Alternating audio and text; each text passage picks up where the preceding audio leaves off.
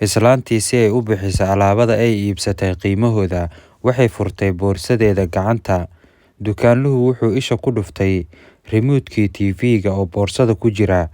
Xamaasad ah inuu su'aal weydiiyo ayuu isku celin waayay. Dukaanlihii oo dhoola caddaynaya ayaa wuxuu yidhi, remote-ka telefishinka mar walba ma boorsadaad ku qaadataa? Islaantii waxay ugu jawaabtay, maya, laakiin ninkeyga ayaa ii diiday inuu suuqa ii raaco. Waxaana uu ka doorbiday inuu kubadda cagta daawado. Si aan u ciqaabo, baan remote-ka uga soo qaatay.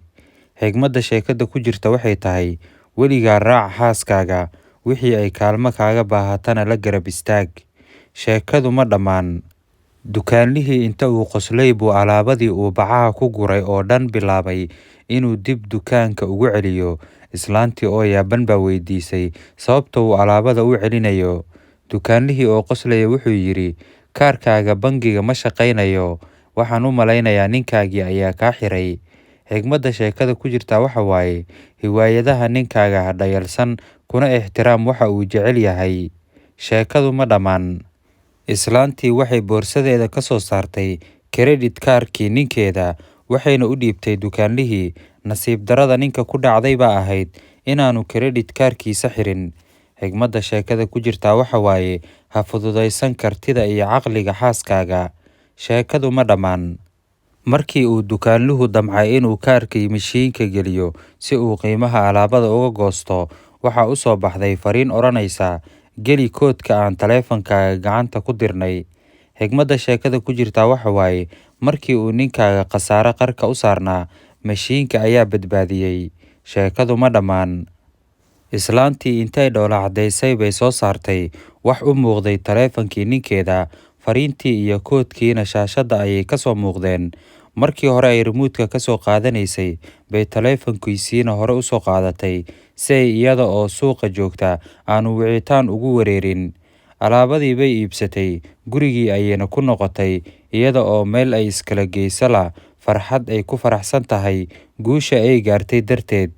Xigmadda sheekada ku jirta waxa waaye, xaaskaaga oo quus kaa joogta ha dhayalsan. Sheekadu ma dhammaan. Kolkii ay gurigii gaartay, waxay aragtay inaanu gaarigii odaygeeda guriga hortiisa oolin, albaabkana ay ku dhagan tahay warqad ay ku qoran tahay, remote-kii waan waayey ee saaxiibaday baan ciyaarta la soo daawanayaa, waanan soo daahayaa ee haddii aad wax u baahatid isoo wac. Mushkiladuse waxay tahay, wuxuu qaatay furayaashii guriga lagu gelayay, taleefankiisii gacantana iyadaa haysa. Xigmadda sheekada ku jirta waxa waaye, ha isku dayin weligaa inaad ninkaaga xukuntid. Si kastoo aad iskugu daydid, adiga uunbaa ugu dambeyn khasaare qabaa. Sheekadu ma dhammaan. Islaantii waxay aaday guriga aabbaheed, waxayna ka heshay raashin macaan oo diyaar ah. Waa ay dheragtay, waanay dhafartay iyada oo ka raysatay kushiinkii iyo raashin karintii. Ninkii markii uu soo laabtay isagoo gaajo bastiis la ah, kushiinkii raashinka ma aanu helin, islaantiina ma aanu helin. Xigmadda sheekada ku jirta waxa waaye, si kastoo aad ugu malaysid nin yahow inaad xaaskaaga ka raysay, waxaa sugtaaba waa ciyaari waa gelin dambe. Sheekadu ma dhammaan. Ninkii xaaskiisii buu taleefankii gurigii ka wacay, mise u jawaabin. Gurigii aabbaheed buu degdeg ku tegay, mise hurdo macaan bay halkan jiidaysaa. Hooyadeedna waa ay diiday inay toosiso, waxaase ay degdeg ugu keentay saxan weyn oo ay ka buuxaan dhammaan noocyada raashinka uu jecel yahay oo Primo, Segunda iyo Terzo isugu jira. Sidii libaax raq helay buu hal mar ku booday. Xigmadda sheekada ku jirta waxa waaye, sodohdu waa sirta ku jirta guushaada. Wax kastoo aad samaysid ama inanteedu ay samaysana, laabta ayay idinku haysaa, wayna idinka fikirtaa. Sheekadu ma dhammaan, laakiin aniga labadan warkooda ku daalay, ayuu leeyahay qoraxa sheekadan Sabriye Muuse.